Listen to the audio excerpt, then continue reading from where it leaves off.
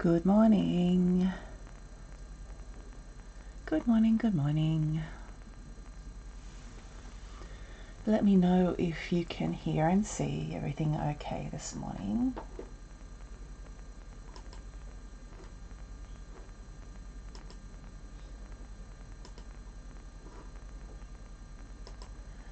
Hopefully I'll actually get to see comments this time. For some reason I didn't get to see them last week.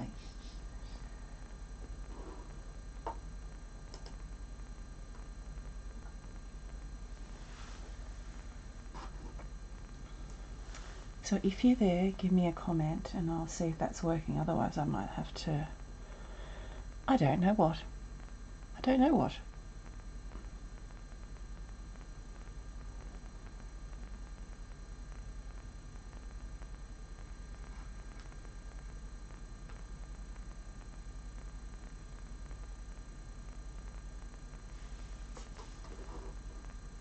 Oh, hello, Nicola. That's good. Yay, it's working this week. Technology. How are you this morning? Or this evening for you? You'll have to excuse me. I have managed to pick up a bit of a chest cold, which is so exciting, as you can imagine. Really thrilled about that. That's the joys of managing a pharmacy and having a 2.5-year-old nephew that picks up all the bugs, I guess, too. Plus this time of year, I think we're all running around a bit ragged, aren't we?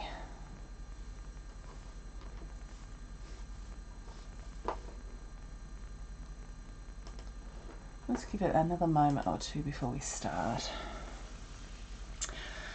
I'm getting keen to finish this girl. Like she's kind of pecking at me through the week. Would you get on with me? So what I think we'll do today is concentrate on this beautiful orangey wing.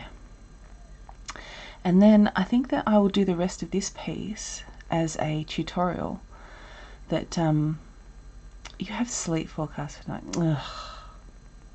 You are making me jealous. You know that we had a 42-degree day here the other day, which is what, like 108 or something Fahrenheit. It was hideous, and I think that that's why we're all sick, is because it gets so hot suddenly. But anyway, yeah.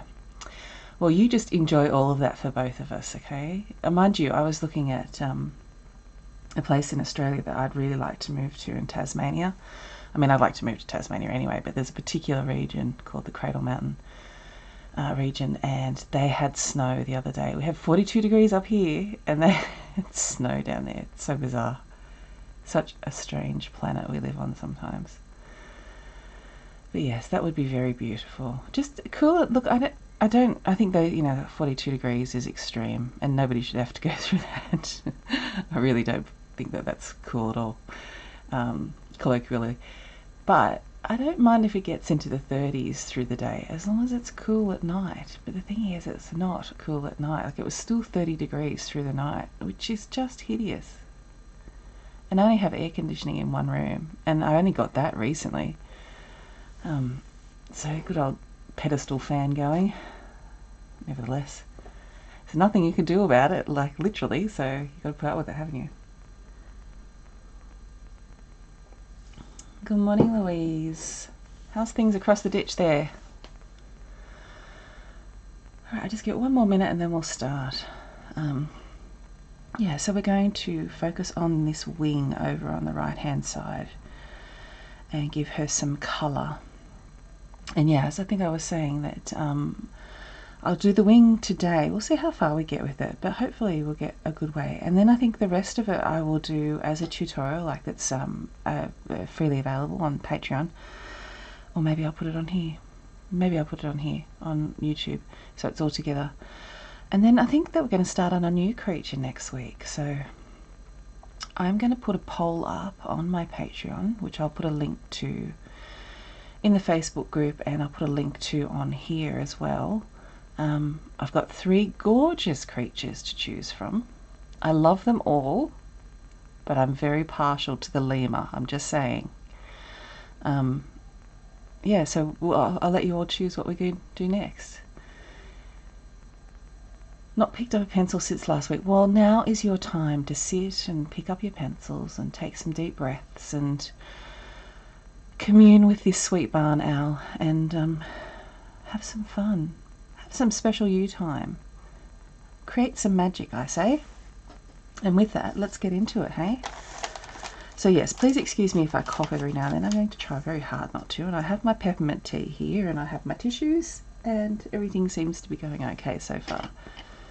Took my echinacea and my vitamin C. Right, oh. Now, I did want to show you something very exciting that came in the mail through the week. Pencil extenders.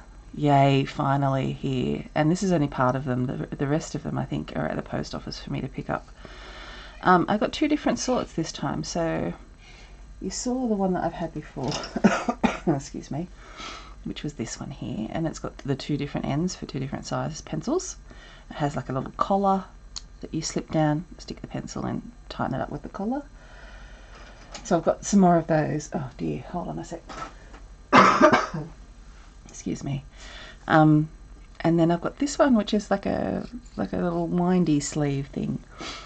And they came in a set of 5 fabulous colours. So now, very excited. Some of my little pencils, look at them. My ivory has finally got an extender to make me much happier using it. My white polychromos, which thankfully some more of those came too, because that was the last of my white one on there. So yeah. And they weren't very expensive at all. It was a pack of 5. Oh, I want to say it was less than 10 Australian dollars anyway. So I can't remember the exact price, but I got it on Amazon. Yeah, so that's a bit exciting. I've been sort of getting a bit lax in getting some, orders out to get the oh my goodness, put your words together, Natalie. I was getting a bit lax in trying to get some stuff ordered. I was too busy drawing when I got home from work and didn't get things ordered. So yes, finally done. Okay, now that said, I'm going to use my special ivory in this beautiful green extender, and let's put some marks down. So I'm going to use ivory and I'm going to use white. I'm just trying to decide which way I'm going to go. I think I'm going to start with ivory. So I'm going to work on this side over here, and I'm putting base layers down now. So here, okay. So I'm going to start over on this side here. You can lighten your lines if your lines are a little dark, but there's quite a bit of darkness on the edge here, so I think that that's going to be okay. I may actually lighten this line in the middle here though, just a smidge, because it's all quite light through there. Oh, I hope your new pencils arrived today too, Louise. You were getting some polychromos, is that right? I've been having lots of conversations about pencils on Instagram and Facebook lately, which I love to do. So quite a few people have been asking me what pencils I use. So yeah, I've been having some chats about that. Excuse me. I mean, I need more hours in the day, frankly. Let's just put it out there, because there's just not enough hours in the day for drawing. But hopefully next year, or in the next couple of weeks actually, I'm actually going to go to part-time work. Oh my God, can you even believe it? The first time in my adult life. When I say part-time work, I mean part-time work for somebody else. I'm going to be working, I already work full-time for myself doing this on top of a very full-time job. But I'm going to make that full-time muggle job, my non-magic job, part-time next year. And I'm actually going to take a couple of weeks off over Christmas, which I've not done before, so I'm very excited about that too. Because frankly, I'm worn out. It's been a very long year, and being in the industry that I work in, we just really haven't had too many opportunities for a break. So Australia is doing very well, like New Zealand, when it comes to the pandemic, so everything seems to be fairly well under control here, although we did have one New South Wales case last night, so I haven't read any more about that yet. But I manage a pharmacy, so, you know, you're always on the edge waiting for something to happen where, you know, you need to be a part of the system, the medical system. In any case, I've only had a week off all year, so I am buggered. It's got a little bit of white down in that really light spots here. Need some blue as well. So yes, in any case, I'm going to part-time. I'm going to 20 hours a week next year, and that means that I can devote more time to creating, which I'm very excited about, obviously. Which then means I can do a few more personal pieces as well, because I have a million creatures in the back of my mind wanting to come out. On the back of my pencils, oh, I managed to get a mark there. And I want to experiment more with some of the other pencils. I use a bit of luminance, not in tutorials. But I want to experiment with them a little bit more, and some Pablos, and I've got some Derwent Artists as well, or Studios. Yeah, and I've got Derwent Lightfast. I'm not real fussed on them at the moment, but I found my premieres that some of the colours could match dark indigo. Yeah. Yeah, there is a few colours. There's a few colours in all of the brands that you just can't find. You can't quite make in, and you can't match in the other brands. So, one of the conversations I've been having with somebody is, wouldn't it be wonderful if you could choose all your favourite colours and they came in your favourite brand of pencil? They were all the same across the board, because you can get dark indigo in other brands, but they're all completely different. It's just a word, you know, it's not really, it's not a colour recipe or anything. So there's a dark indigo in, is it Lightfast? I think it's Lightfast, and it's purple. It is really dark purple, so it's completely different again. It is exciting, isn't it? It's a bit terrifying as well, because I've worked full-time my whole adult life, and the thought of not working for somebody else full-time is it's a little scary. I think that, you know, when you do that, you kind of wrap yourself up, your self-worth in your job sometimes, and it's going to be a challenge, but I'm really excited about it. Scared, but excited, and I think it's going to be fantastic. Life's for living, right? So you've got to try and do what you can, when you're able.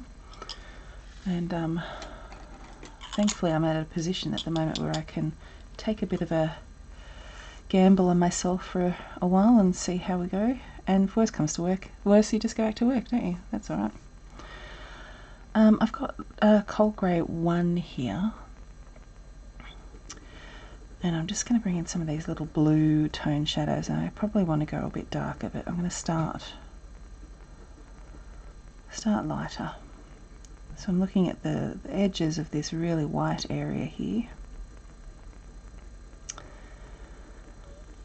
Yeah, so in the premieres there's a couple of really nice beiges, and I like the French greys. But I'm not a fan of how crumbly the Prismacolor premieres can be.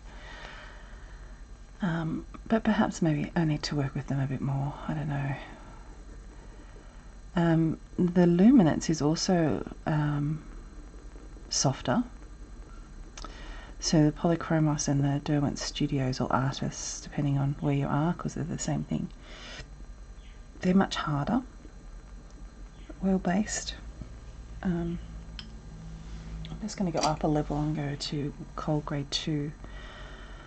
So they're much harder. Yeah, you don't get left with as much pencil dust, or little balls of pencily pigment, which I find happens with the premieres. But having said that, they pretty much all work well together. Of course, it depends on the paper that you're using too. I'm just going to bring some of those light little shadowy sections off the little ruffle around the face down here. It's really subtle down here. I actually think we need a little bit of warm grey too. Yeah, so they tend to work pretty well together anyway, and of course it depends on the paper that you're working on as well. I'm a big fan of this Fabriano paper, but another thing that I want to do next year is experiment with different papers more. I know that Arches is another one that people really like for pencils and graphite, so I do need a better paper for my graphite. I'm not in love with this paper for graphite. I like it, but it's not, I don't feel about it the same way as I do when I use coloured pencil. So right, so layers, yeah. Okay, so different papers do take different amounts of layers. The more tooth that is on a paper, the more layers you can get, because just by virtue of the fact that, excuse me a second, just by virtue of the fact that the tooth is, you know, the uneven surface of the paper, so the fact that there's more of that means that more pigment can get into holes, which allow you to create more layers. Smoother paper does tend to top out at layers, and particularly if you use a waxy pencil. So if you're using your Prismacolor, you will find that you will get to a point where you can't add more layers quicker than if you're using a harder pencil like these ones or the Derwent Studios. There's a paper called Pastel Matte, which I don't know if I've talked about with you before, but a lot of coloured pencil artists use it. Obviously pastel artists use it as well, and it's really, really toothy. And I don't know if I like it. I've tried it a few times, but again, I just need to experiment more with it, I suppose, because I really love this paper. And so yes, short answer is yes. Now, long answer is, if you do the really light layers, you tend to be able to get more layers in. It's when you do more of the burnishing, so when you're adding like harder layers or more pigmented layers, that your paper will start to slow down in being able, it becomes kind of slippery, I guess. The pencils sort of slip over, they don't adhere to the paper anymore because they've got no tooth to hang on to. So yeah, that'll be then I was using Canson. So it's so funny, it seems like this Fabriano is really, really super easy to get here in Australia. It's one of the papers that I find really simple to get, and I can get it from Eckersley's, which is like a chain art store. We don't have very big chain art stores at all. I can get it from the Sydney Art Store. I can get it online at 2 or 3 different art shops. But it seems like in the US and maybe New Zealand, it's harder to get. It's easy to get in the UK as well. So I buy pretty much everything online, to be honest, because we've only got one art store close to here where I live. And when I say close, it's like a 40-minute drive. And, you know, I don't have time for that. When I work full-time, I want to come home, which, you know, I have a half-hour commute, which is not huge, I know. But that's an hour out of my day that I could be drawing. So I tend to order everything online. And that way I get cheaper prices too. But I've been ordering it from a shop in Melbourne called The Art Shop. I know, right? Really convoluted name, The Art Shop. And I can get all of the thicknesses of it, so the 200 and 300, and all the different sizes. And I can even buy them in sheets, but I've got nowhere to store sheets, so I just tend to buy the books.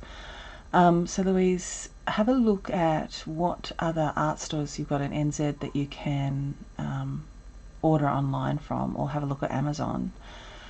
I know in the US the Amazon was not showing I think the lighter weight. I don't think it had the 200. I think it only had the 300. Now, different artists have said that they find the tooth different on the lighter weight versus the heavier weight Fabriano Artistico. I haven't found that. I've used both weights. I don't know. I really didn't find there was much of a difference. The only difference to me was that the paper was thicker. I found the surface to be very much the same. So one that's comparable apparently is the Arches Hot Pressed Watercolour paper. So maybe if you can't get the Fabriano, try that one and see what you think about that. I do want to get some of the Arches for myself too, because one of my favourite graphite artists, Jono Dry, I think is his last name, he works on Arches, so I'm interested to see what the difference is between that and the Fabriano.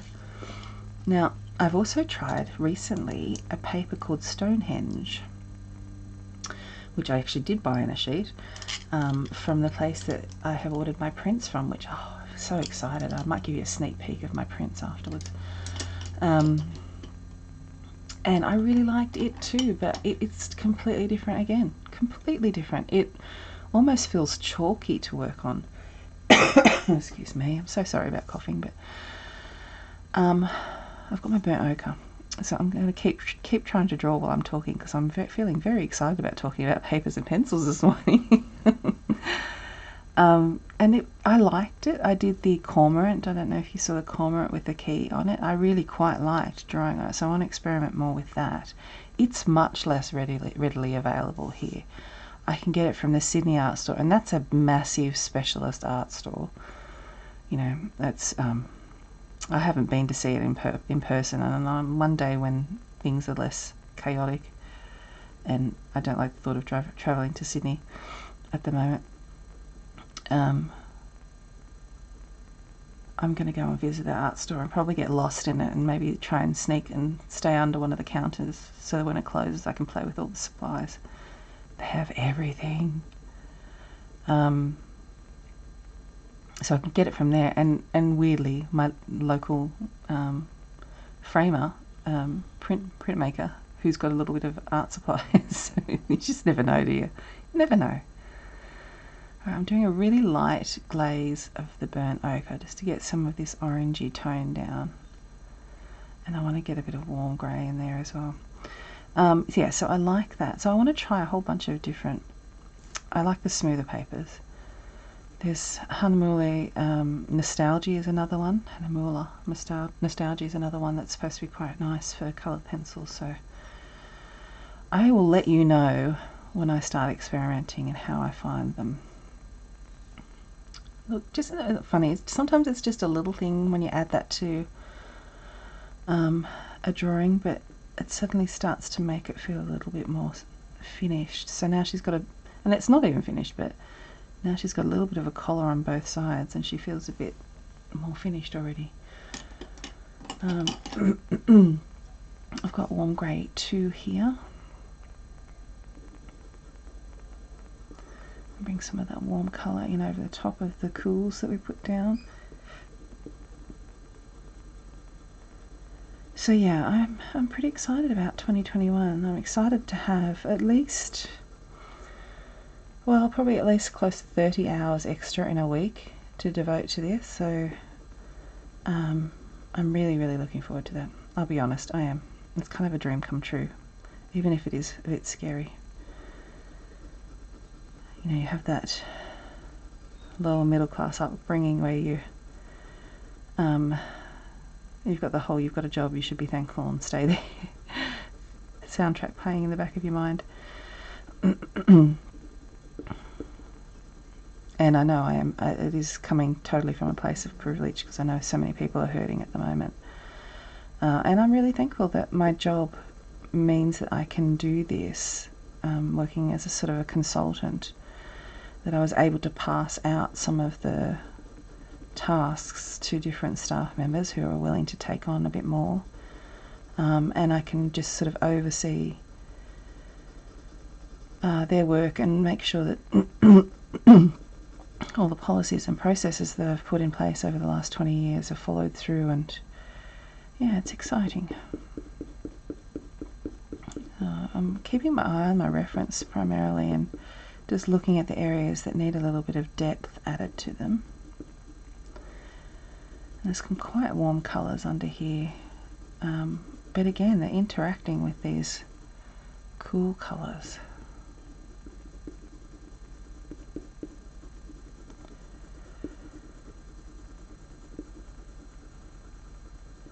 And this warm grey too is such a nice neutral colour. I want a little something in there. What do I want to add? I think I might add a little bit of nougat. Just in here, it's just this little pocket of something. It's a bit pinky actually. I might add some pink over the top of that. A bit of nougat.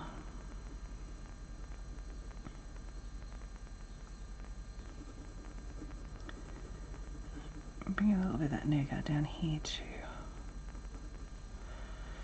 And a little bit of the beige red.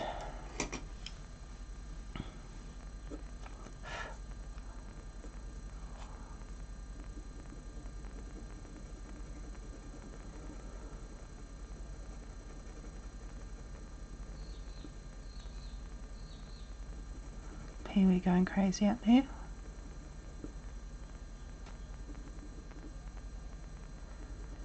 I've got quite a bit there still to do. Alright.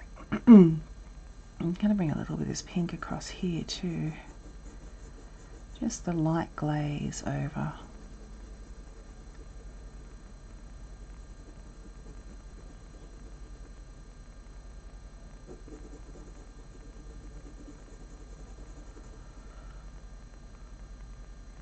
Alright, sit back and have a look.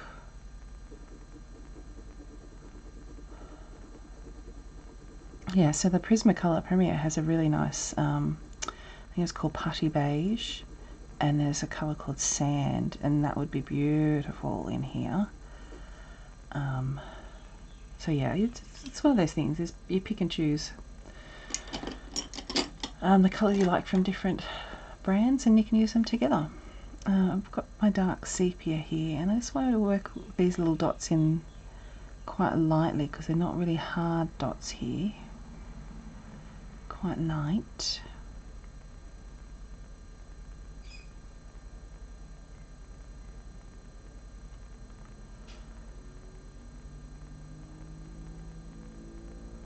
Let me know if that's too loud. I've got the door open and I can shut it. The neighbourhood's fairly quiet this morning. It wasn't quiet about an hour ago. There's corellas came in and then they were rousing on the lorikeets. The lorikeets were screaming at them at 6 o'clock in the morning. Okay. I can come back up to here after I've put some more value down the bottom here, because we'll see how much we need to pump things up with the darker colours then.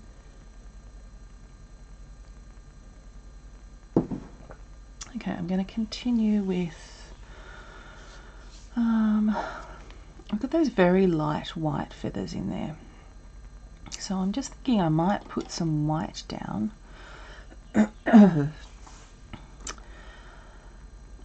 And I've got all these scribbly lines here, which I'm hoping will start to mean something as I work on it. I'm just going to lighten them a little bit. I don't think that needs too much lighting, because there's quite dark colours in there. So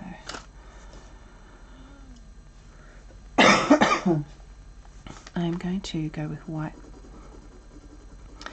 first. So if we use a slice tool, which, you know, is something that's likely to be in our future, they've got this nice white to come back to.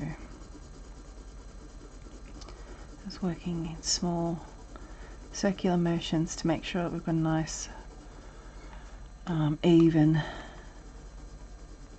lay down of base colour. So I'm not pressing hard, it's maybe medium light. I'm not burnishing it in by any means, like I'm not pressing hard, trying to get the pigment right into the tooth. I'm just letting the circular motion and the fact I'm going over where I've been previously create, you know, a couple of layers and ensure I've got a nice even coverage.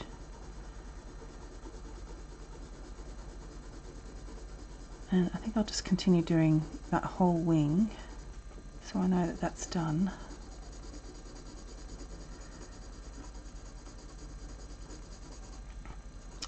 My little nephew that I was talking about before has been sick. Has got a chesty cough, nasty cough. The thing that happens when you sort of get to daycare, isn't it? But daycare age, pick up all the bugs and then get to share them with your family. Poor little Tyke, he's the most adorable child. Honestly, I'm not at all biased. He's absolutely perfect. But he loves his colours and he loves colouring in. He loves colouring in Barney. He loves his colours, he loves his numbers, and he loves his ABCs. He recites all these, but it's really quite funny watching him with pencils. If you've got like white paper, I need to try him on some coloured paper, but he'll go through all the pencils and draw with them and say their colour. You know, says purple, pink and purple are amongst his favourite, and orange, he says orgy instead of orange, which is just utterly delightful. But when he uses white, when he picks up the white pencil and he puts it down on the paper, and obviously he can't really see anything, he goes, "Oh, white, oh, white." Like, he's absolutely disgusted with it. Oh God, he makes me laugh. He's just wonderful.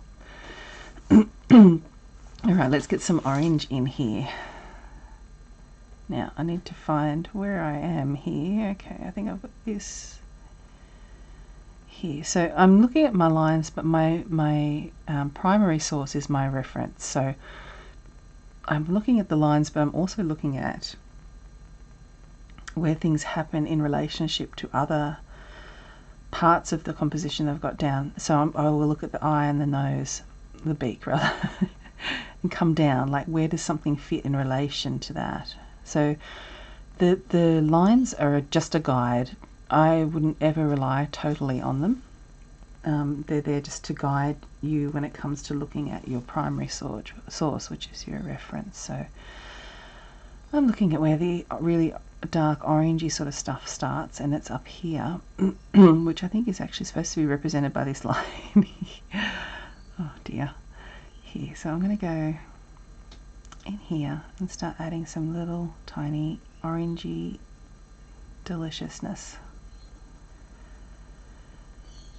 And I'm doing little feathery, furry, feathery strokes.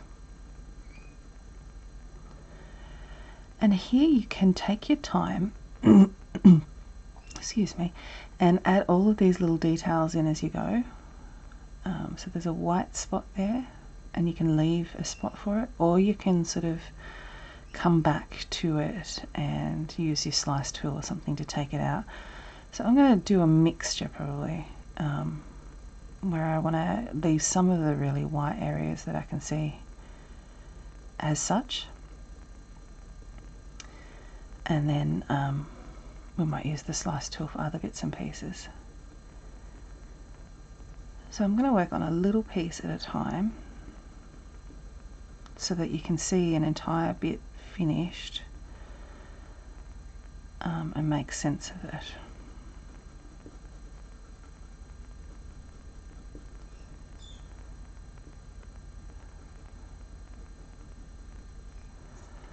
Okay.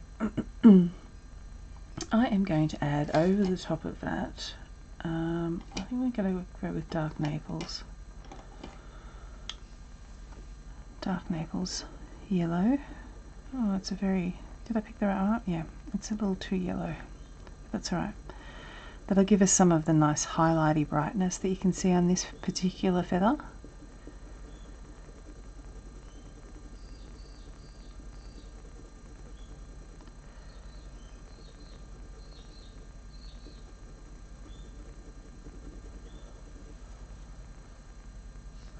I did get an electric eraser after I chatted about that, and my artwork it's really good, isn't it? It's so silly. I've had it for so long, and it was on here, wasn't it? Was it Catherine maybe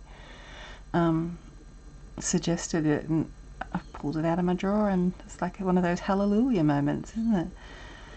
But yeah, I think particularly if you've got a few layers down and you realise that you want to pull some of that colour out, that's a fantastic tool.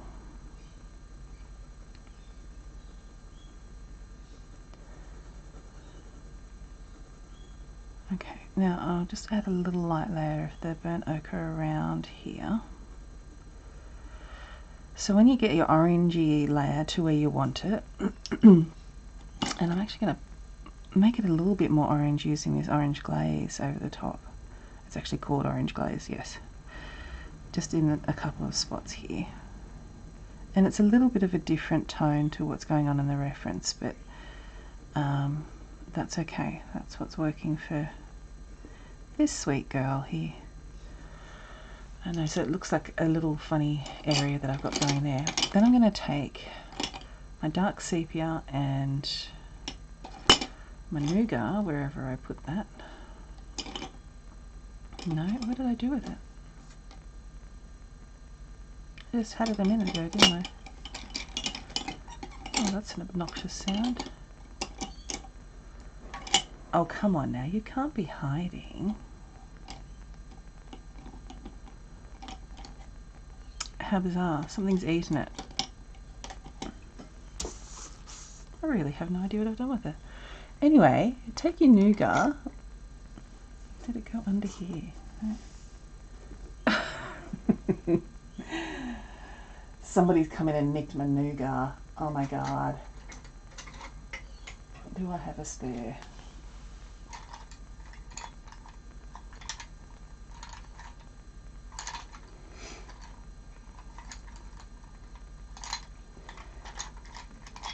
That's very odd. I don't know what's happened there.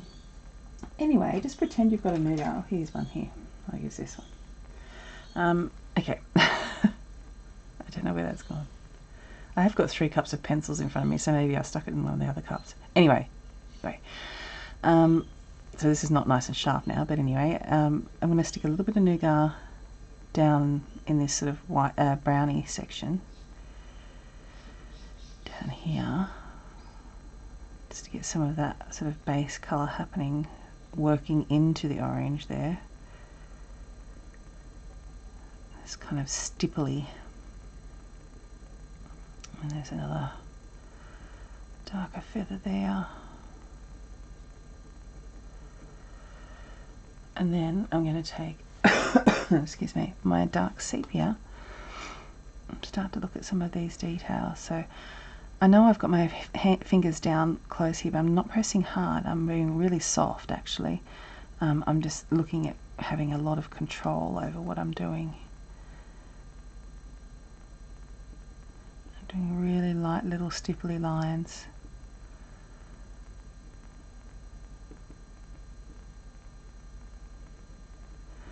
And yeah, so it depends on how much detail you want to put in. If you wanted to go deep like this, then really allow yourself to be completely absorbed by what you're doing. Take lots of deep breaths and see this as an opportunity to really commune with the animal that you're working with. There's a nice shadow in there. Working really lightly. I'm a big fan of light layers. I feel like you can get so much more depth doing that. And that's a learned process too, you know. You need to use pens and pencils in a very different way when you're writing compared to when you're doing something like this. So it's something that has to be unlearned a little bit.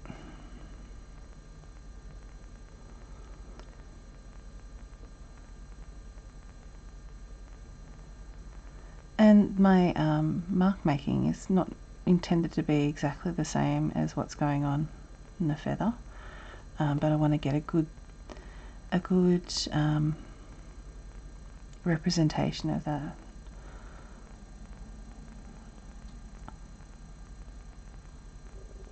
Done that at a bit of a different angle, but that's okay.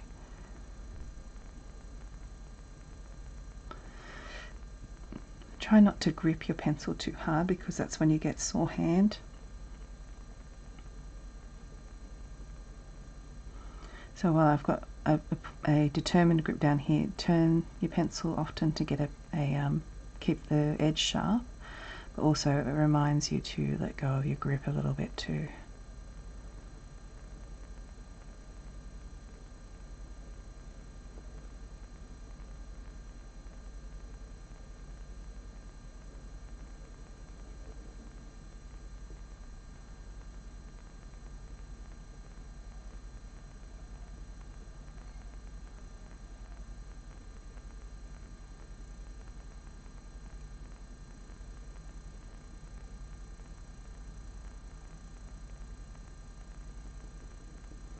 Does that make sense? It's a slow process, but it's an opportunity for you to slow down and make, tiny purposeful marks and really get to know the creature that you're honouring here.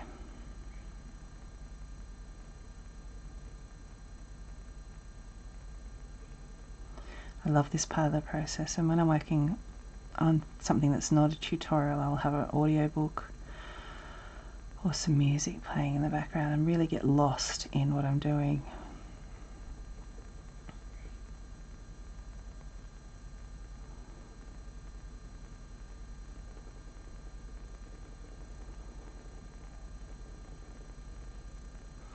So there's these little sort of it honestly looks like it's been made by somebody doing this motion with a pencil, doesn't it? Okay. So I wanted to show you exactly how I'll approach each little feather.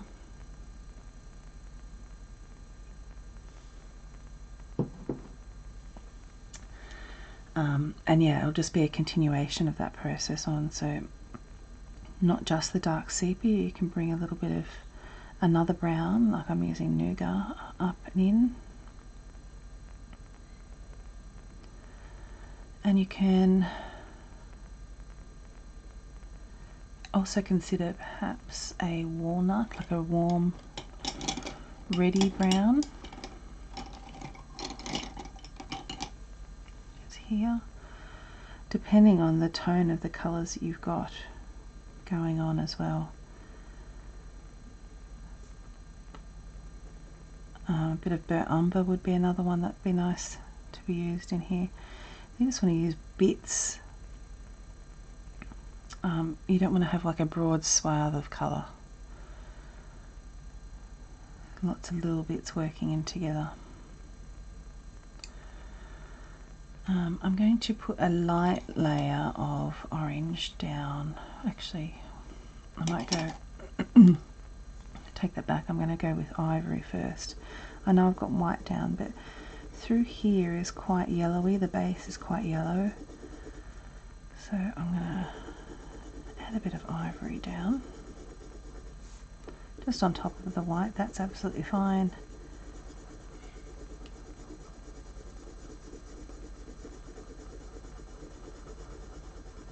And then this part over here is out of focus, but we'll still include it.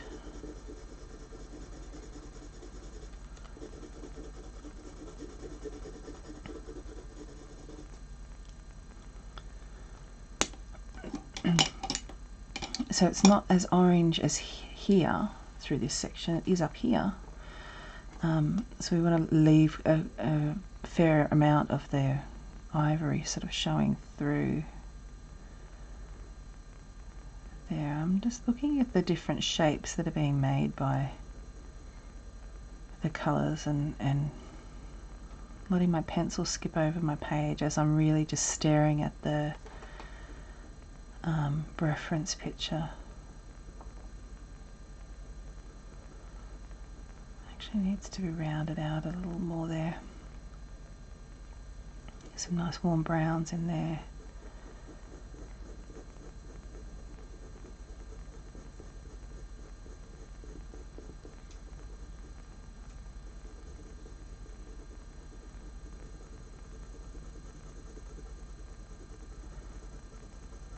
And there is an orange base underneath the majority of the browny areas of these orange wing feathers. So in here there is a bit of an orangey base, so you can do that and then come back in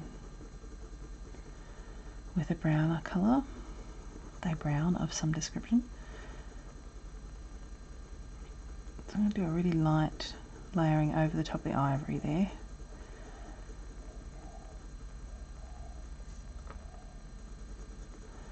There's a lot of little white flecks through there.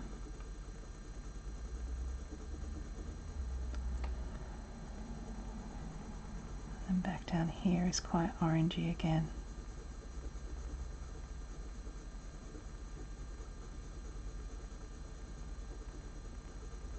I'm just really slightly varying my pressure.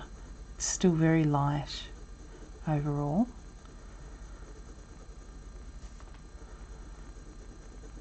But where I want it to just be a glaze, I'm barely touching the paper.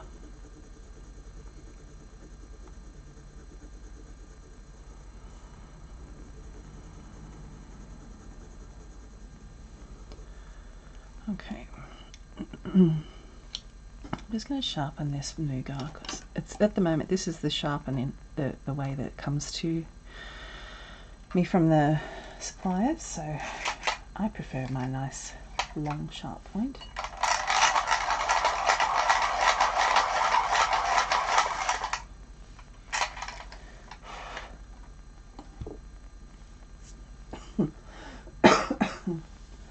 Must be time for a sip of tea, I think.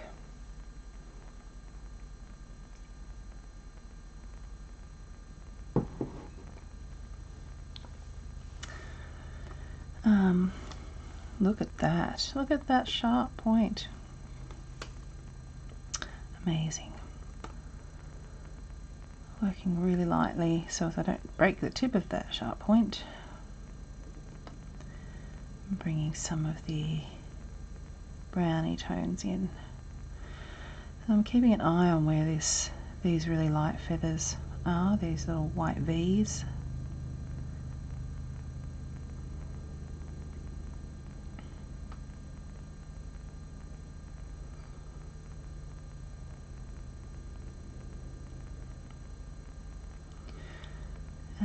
Using almost a stippling motion. Scribbly stippling. There's a helicopter flying overhead.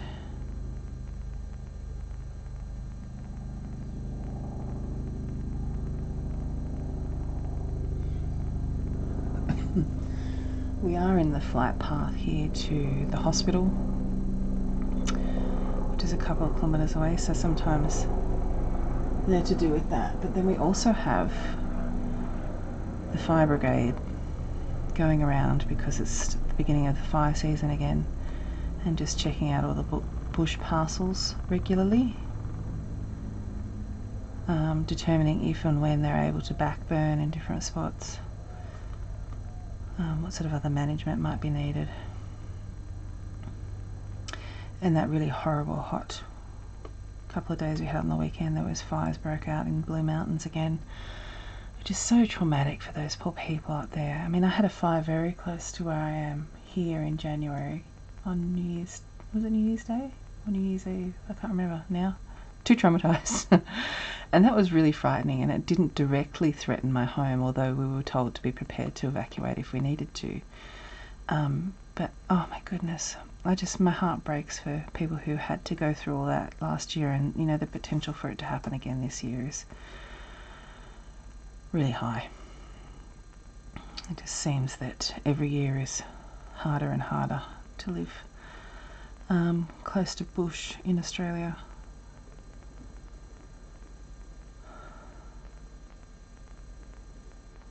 Lots of trauma around that. It's been a very traumatic year for a lot of people, well, for all of us, I think, on different levels, hasn't it? when, you know, so many people lost their houses and livelihoods and livestock and land to fires at the beginning of the year, and then it went straight into the pandemic after that. So, you know, they haven't had any time to process what had actually happened to them in January. Yeah, it makes you realise how lucky you are sometimes, and also makes me want to do more to help other people too. We did myself and another artist, Kat Hamilton, who lives in Sydney, in Brisbane, is a good friend. I wanted to do something at the beginning of this year, and I can't even believe it was the beginning of this year. It feels like years ago now. So we did it was called Art for Fires. I don't know if any of you saw that, but we managed over, it was a 7-day period to wrangle, I don't know, it was like 180 artists, I think, who all auctioned pieces of their art to help benefit the Rural Fire Brigade and a couple of animal charities, Wires and Victorian Wildlife Association. We raised $20,000. I can't believe that we did that at the beginning of this year. It feels like so long ago. But, you know, it was my utter honour to do that. And I started that, and I approached Kat because of the fires that happened very close to here, and seeing what was happening in the rest of New South Wales, Victoria, South Australia, Queensland, Western Australia. It was everywhere. And I know I wanted to do something, and I had the potential to do something. So that's something that I really love about this art community that we have here, the willingness to participate, to show up, and to help others. And wildlife, you know, like, oh my goodness. Yeah, we had a number of populations of koalas that were all but decimated. And when their gene pool is already low, small, you know, every little life matters. I mean, every little life matters anyway, but yeah. So that feels like a millennia ago. Like, how did that even happen? That was less than 12 months ago, but it feels like so long ago. Okay, so I've mapped in some of those browner bits there. Now I can bring in some more orangey goodness.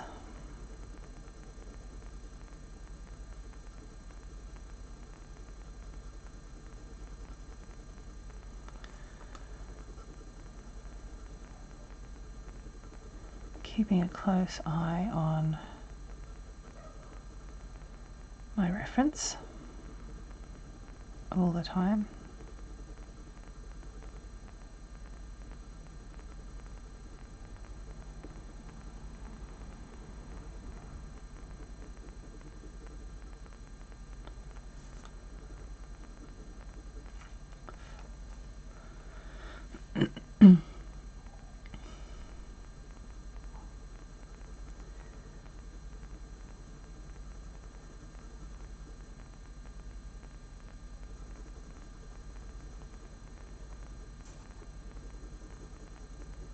Just layers and layers and layers. There's quite a lot of like a blue tone in there with those little feathers that sort of come off the side here.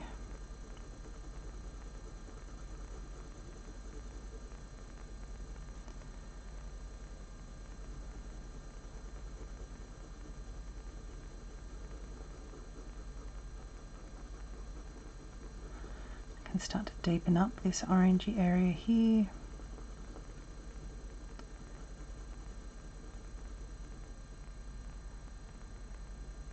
What have I got going on here? What was that about?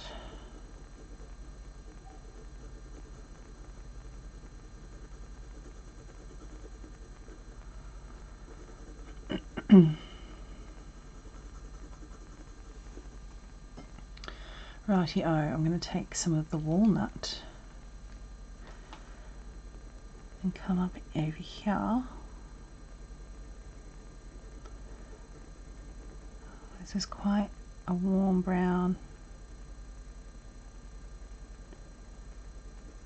We'll get some dark sepia in there as well. It's actually quite a bright orange bit on the end there, so I'm going to take some of the orange glaze and come through with that there. You see how that just really brightened the orange up? It's quite a strong colour. I mean, you wouldn't want to it's kind of fluoro if you work hard on it, but if you glaze with orange glaze, you get a really nice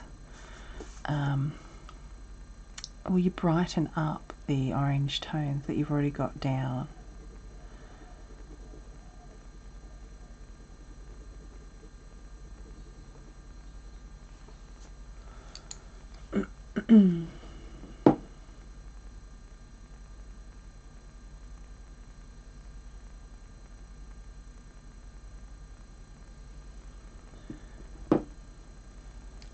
Oops.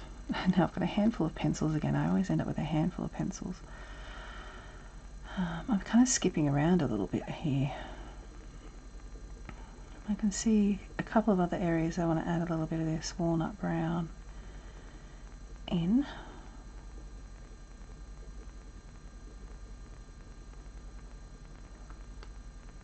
Which could use a little bit of a sharpen.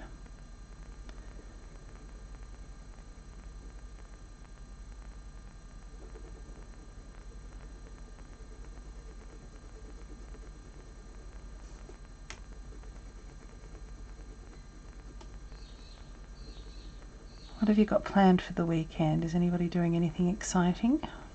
I have a staff Christmas party tomorrow, which hopefully it's not going to be too hot, because we're going to have it at one of the staff members lives on a rural property about a 40-minute drive from here, so we're going to have it there. We still have some restrictions when it comes to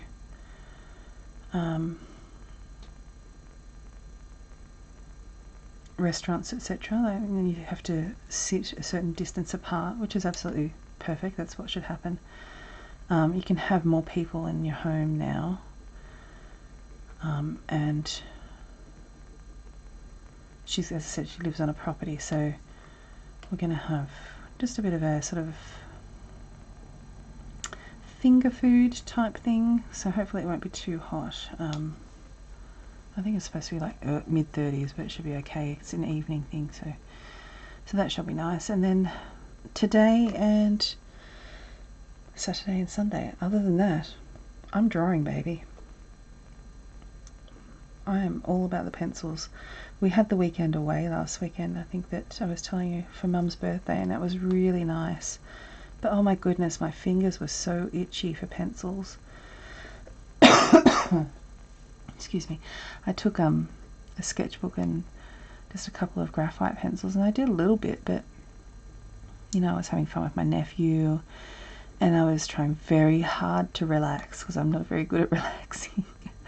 So I was putting all my effort into relaxing, and we ate lots of good food, and thankfully the place that we stayed had air conditioning, so we sat and watched a couple of movies and played card games.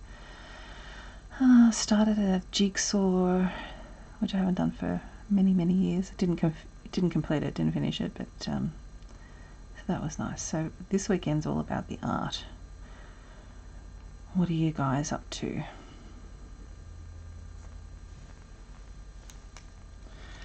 Daughter's 14th party with her friends, going to Spooner's house for actors. Oh, how exciting. I would have loved that at 14. I don't know if I'd like it so much now, but Spookers, not Spooners. I was like, Spooners is in Spoonerisms. I don't know, you know what Spoonerisms are? That sounds excellent. I went to we have an old colonial jail a couple of hours from here in Maitland, and we did that tour, like a night tour through Maitland Jail one night, and that was a bit spooky. But at 14 you seem to love those sorts of things, don't you? It sounds terrifying. I don't know, I loved horror films when I was younger. It's really only been the last few years that I just I think that the older you get and the more you know, the real horrors that happen in the world, it makes it a little harder to watch some of those things. I do like a good scare though. I did watch was it on Netflix? I can't remember, somewhere. A series from earlier this year called Lovecraft Country, and that was so bizarre, but it was really good. So I can recommend that one. There's a little bit of gore in it, but not too much. And a bit silly. But yes, I used to love horror films and stuff. I just can't really come at it anymore. Though I do like a good scare still. Like a scare is good. It's the horror bit that I can't deal with anymore. And one of my favourite authors is Stephen King. He's one of the first authors I seriously got into when I was younger, and have read all of his stuff. And it's you can see that he's mellowed a lot with age too.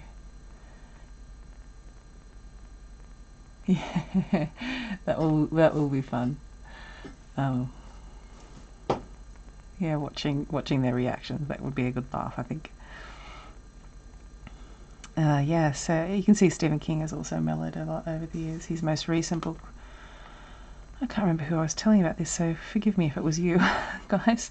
The Institute had a bit of, supernatural theme to it, but not anywhere near the gore or anything that used to happen in his books of old. So I'm really looking at the reference, and I'm not trying to specifically do any particular feather. I'm looking at the interplay of dark and light, so always about shapes and shadow shapes, and not specifically trying to do any particular feather, but just to get the feel for how the colours interplay together there, and give a representation of what's going on, rather than a specifically photorealistic or hyper-realistic rendering of it. Can you hear the corellas out there? They always sound like what's the name of that character in The Simpsons? It's got that funny laugh. The naughty kid. They have like a bit of a naughty laugh. So what's that guy's name? He goes ha ha. Oh, anyway, him. They remind me of that. I've got one corella out there who's very naughty. And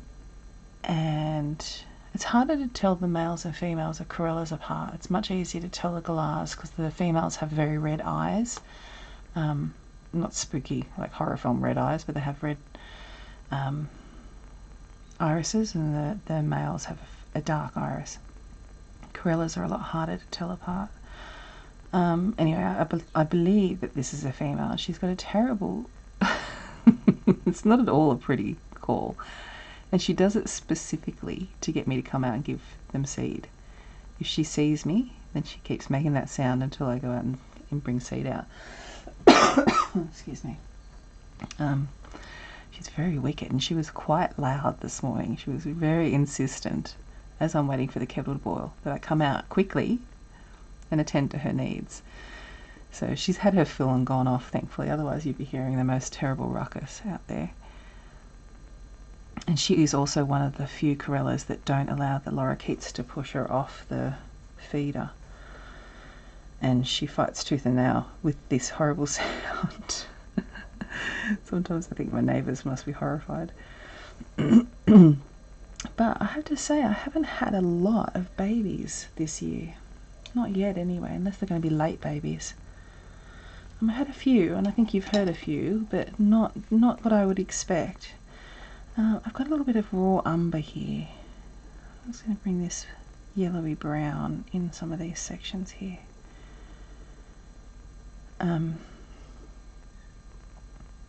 Yeah, they usually get this ruckus of baby galah and corella sound happening.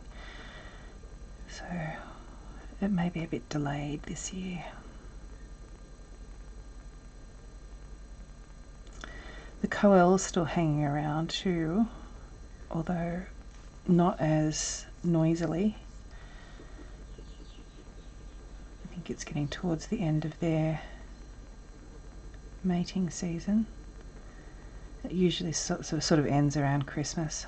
Sometimes they hang on a bit longer before they start to head north again.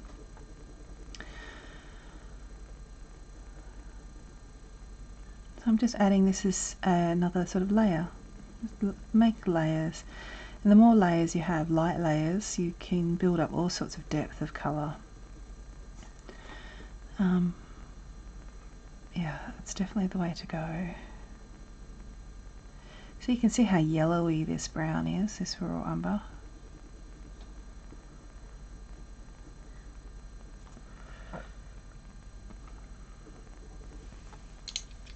I'm going to pump up the orange a little bit again too in these areas here.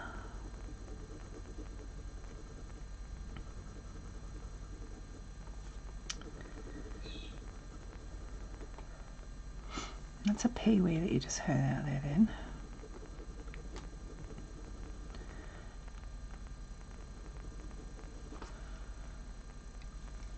Okay, I'm going to take a little bit of cold grey one, I think. Oops. And over on this side here is really quite blue tip to these feathers. And it's quite blurry, so we can just use it by itself to sort of finish off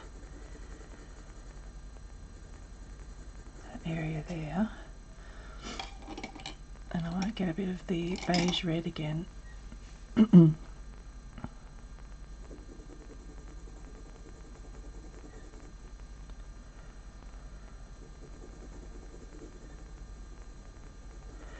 Which is making me see that I need more orange, and so this is just that process, you know, going backwards and forwards and finding the tone.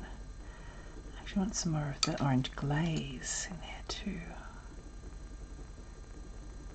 Oh, I love how that brightens that up. It's like it's magic. There's a lot of magic that goes on with these pencils, I tell you.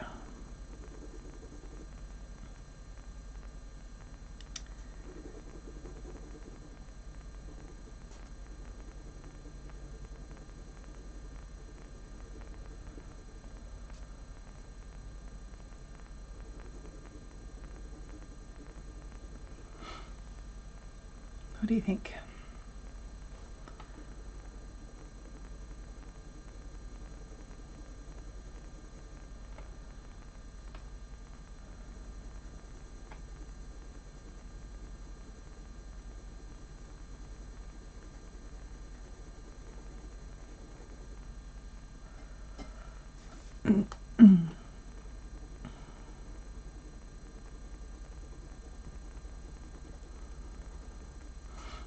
Okay, dark sepia again.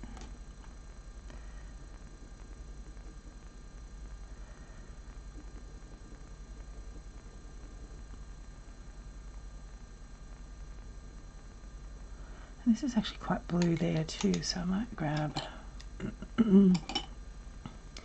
cold grey 2.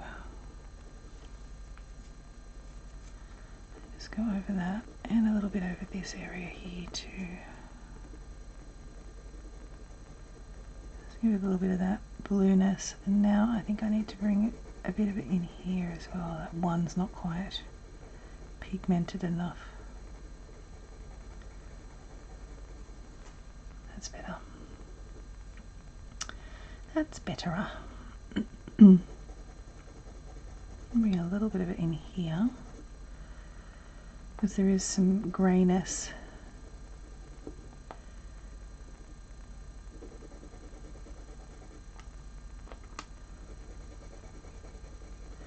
And it helps to blend the colours together too, so they don't look too disparate.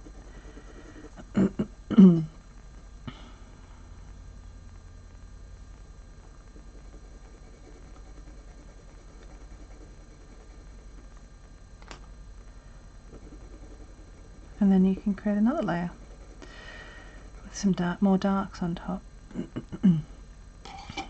Okay, I'm going to take my orange again. What have I got going on down here? I think I'll add a bit more of the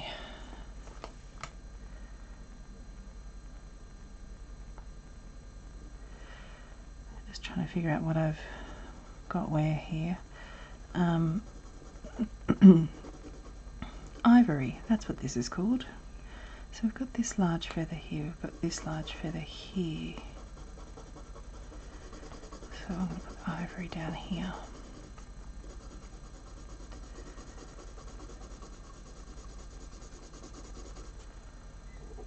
Put my reference up a bit.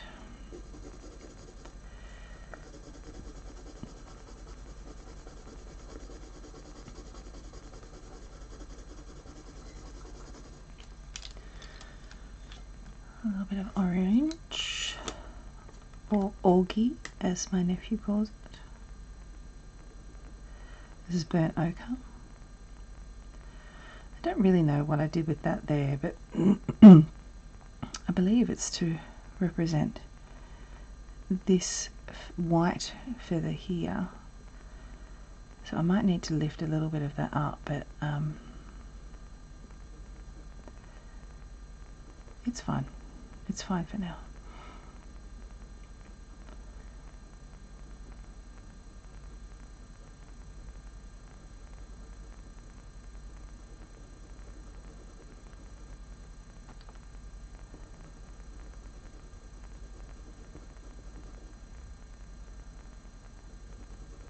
So when it comes to these sorts of really complicated feathery regions, try not to let it get too overwhelming.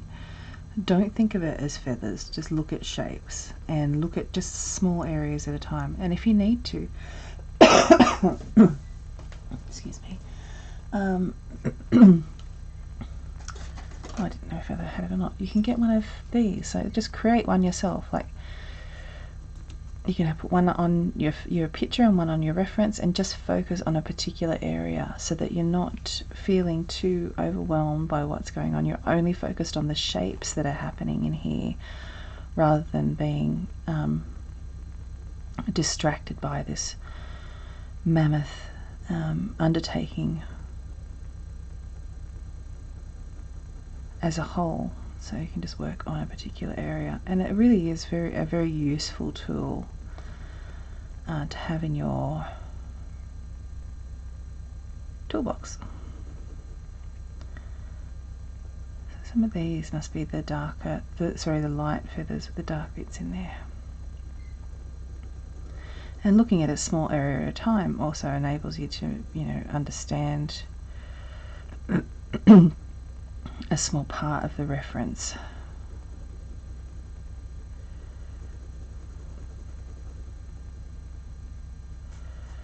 So the feather actually goes this way, so I want to use my strokes in the same way.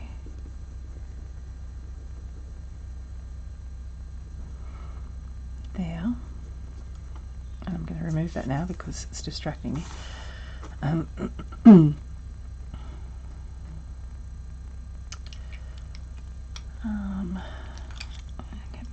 Ivory again.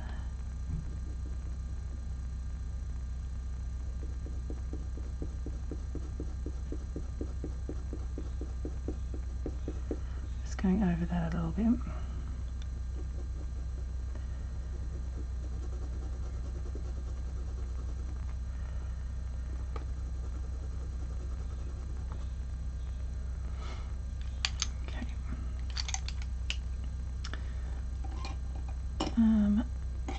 Cold grey one again.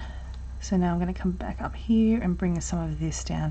We've still got a lot of information to add here. I want to give you a good overview of how to approach each area, and then I'll finish her off with a tutorial that you can see me work real time on the rest of it.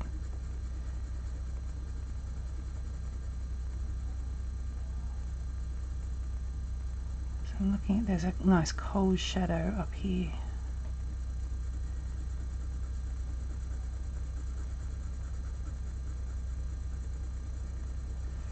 And then we start to get to a warmer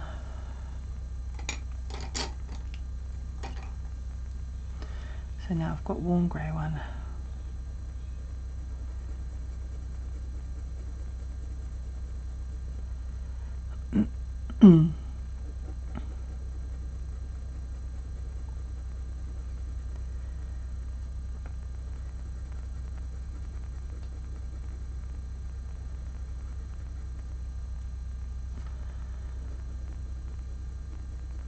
And I don't actually have any base colour down here, but I'm going to bring the warm grey one straight under.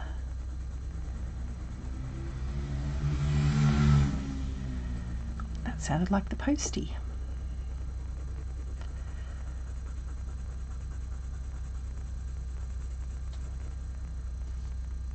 And it's really, I always get really amazed by the way that these cools and warms work together.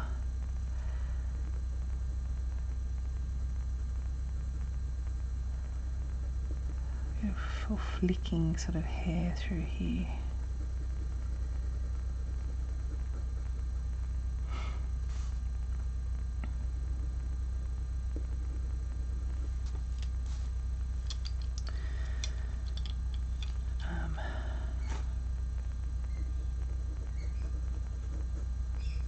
So that is a galah, so you're going to be able to tell the difference between Corilla and galah noises before too much longer.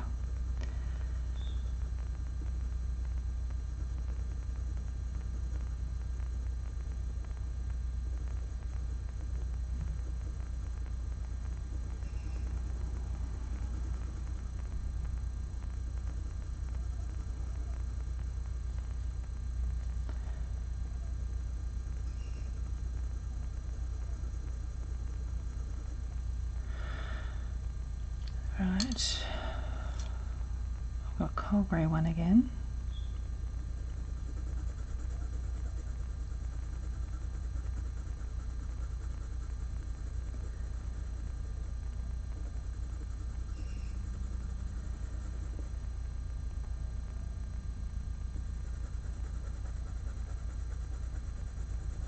And the shadow that extends out on top of this really white feather is quite cool. Excuse me. And then the colouring that comes over the top of there is like the orangey sort of colours, so very interesting.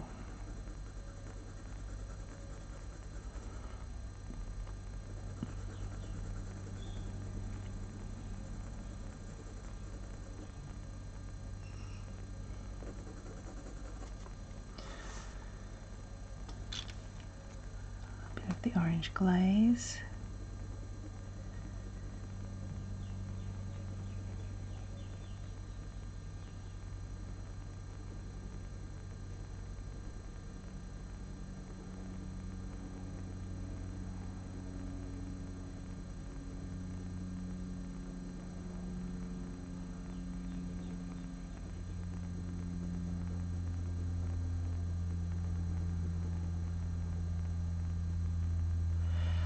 Yeah, once you start to get these orangey colours in, it really starts to, well, pop really, I suppose, doesn't it? It brings more of her character out, I think.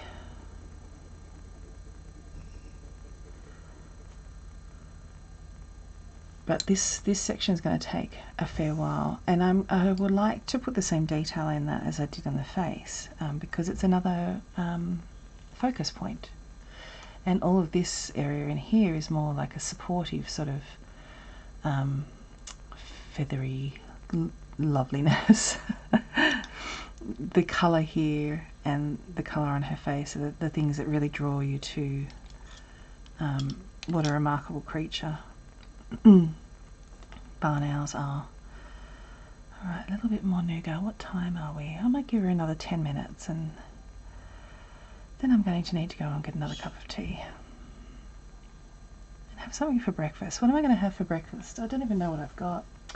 I've got bread, so it could be Vegemite toast, which sounds really cliche, but honestly I eat Vegemite a lot. If it's not every day, it's pretty close. Vegemite on toast, or Vegemite on cruskets or rice cakes.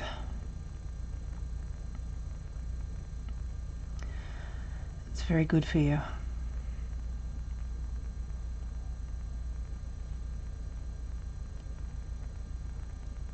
Adding these brownie tones in now.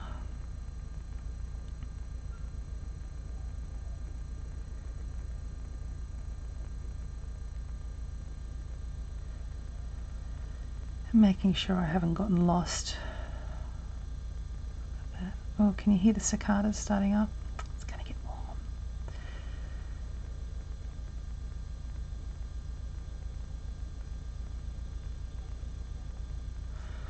The place we stayed, which is only about a 40-minute, maybe a bit longer, 45-minute drive away, the other end of the Central Coast, essentially. Had the most spectacular ocean views, and into a really quiet sort of bay beach. And it was right in the bush, but purchased Vegemite and chip sandwich. Oh, yum! I like Vegemite and cheese sandwich too, but I don't eat cheese anymore. So, just plain salted chips. Vegemite and avocado is nice together too. What was I saying? Oh yeah, and it was like overlooking like a reserve bush area that went straight down onto the beach. So it was this house and this row of houses, that whole area really. This house is perched on rocky cliff faces. You'd hate there to be a earthquake. Not that we tend to have very many of those in this country, thankfully. But most glorious views. But because it was so hot, the cicadas were going all night because it was so hot.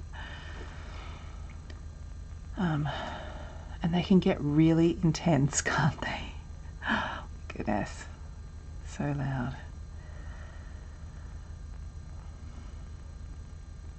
Now, Louise, when I was over there, what was it, 2 years ago now?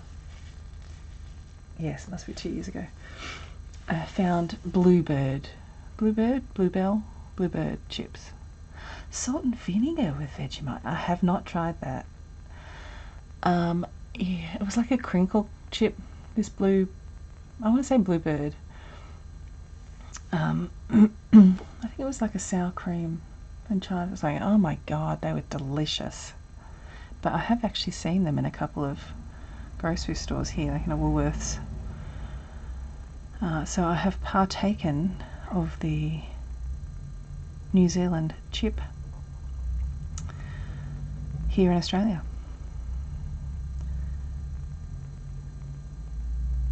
We used to have a Smith's chips ad with a gobbledoc. I don't know if you guys had it as well. Yeah, I'm totally a gobbledoc. And now that little dog's starting up. They're my weakness, like salty, savoury snacks. I don't have as much a sweet tooth as a savoury tooth. So I've got a white feather there, I've got one down here.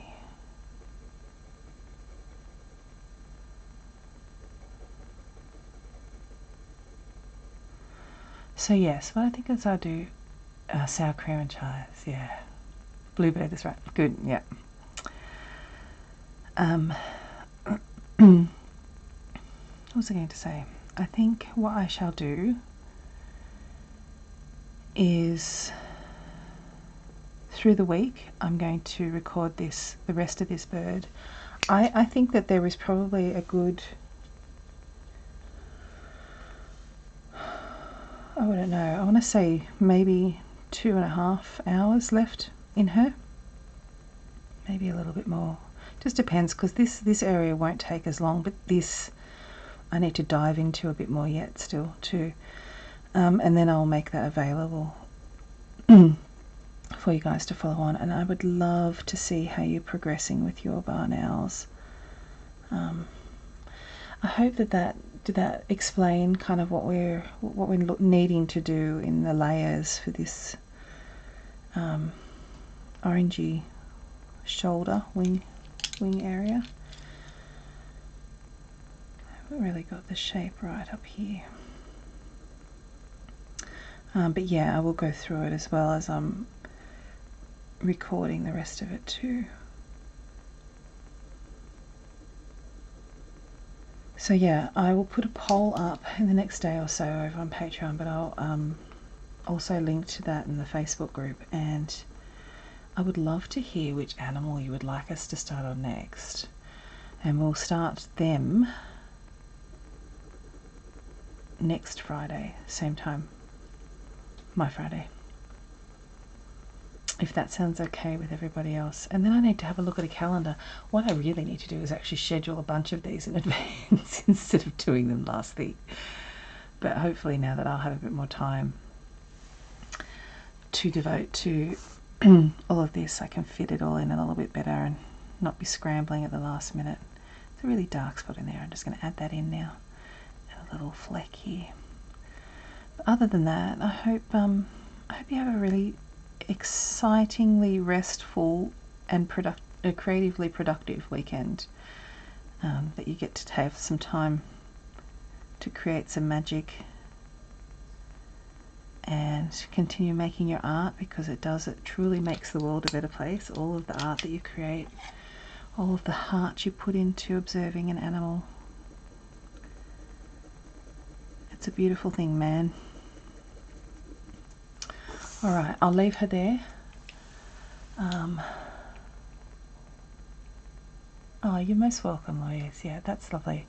And don't feel rushed. Nobody should feel rushed to do your art. This is something that needs to come from your heart, so you should take the time that you need. And, you know, technology is an amazing thing. We get to keep all of this to view whenever we have the time to devote to it. So please don't feel rushed at all, and I'm happy to see your little creatures wherever they're up to and whenever you want to as well. So, and if you have any questions, don't hesitate to reach out as well. I'm more than happy to go over anything with you, and if you need any specific advice on any particular aspects, do that as well. But I'm loving where our little girl is going, and I can't wait to have her all finished. And other than that, have a fantastic weekend, and I will see you same bat channel, same bat time next week, hey? Oh my goodness, can you believe we're up to the 4th of December? Where's this year gone? Alright, my loves, I shall talk to you soon.